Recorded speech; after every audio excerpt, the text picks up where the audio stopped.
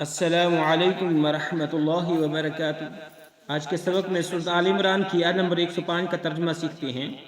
وَلَا تَكُونُوا، اور نہ ہو جانا، کالذین، ان لوگوں کی طرح، تفرقوا،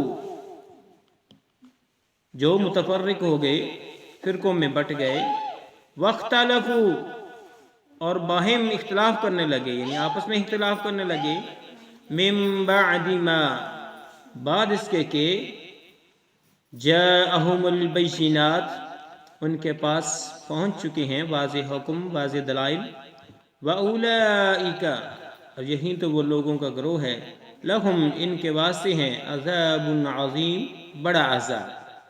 بامحاور ترجمہ اس کا سن لو۔